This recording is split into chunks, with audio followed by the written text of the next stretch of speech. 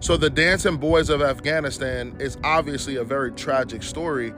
But what I find very interesting is that Sodom and Gomorrah actually makes sense now. And I'll use the Dancing Boys as an example as to why Sodom and Gomorrah makes sense. So Sodom and Gomorrah was a place that was very vile and wicked, and they acted out every single sexual desire that they had. And I mean every sexual desire that they had.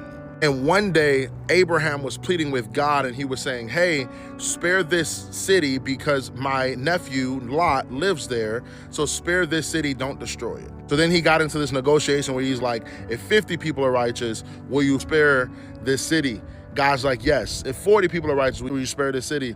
Yes. If 30 people are righteous, will you spare the city? Yes. If 20 people, 10. He got all the way down to 10 people, and God was like, yes. However, there was not 10 righteous people there. Long story short, he was like, well, can you spare Lot, my nephew? The angels go into Sodom and Gomorrah to get Lot and his family out of there. He got him out of there. One part of the story is very interesting.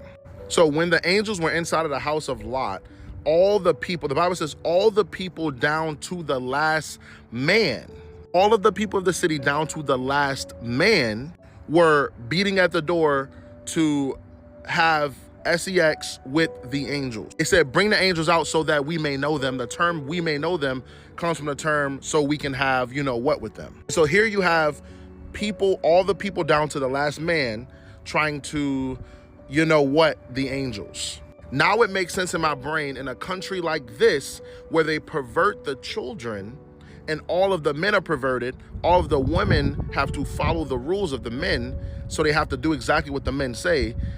Where all the men are perverted, they will force all these people to be like this mentally.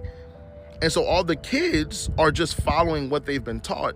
All the women are just following demands. And obviously there's a lot of women that are also vile in this time period as well. But also all the men are clearly wicked and vile as well. So it makes sense to me now why every single person down to the last man was knocking at the door so that they may have a sexual encounter with the angels. Now it makes sense to me is because the whole entire country was perverted sexually.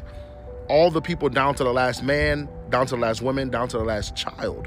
And so the Dancing Boys has put into my head what Sodom and Gomorrah actually probably was like, because they pervert these kids at a young age, they pervert the women, and then all the kids grow up to be men. And so they're all already perverted.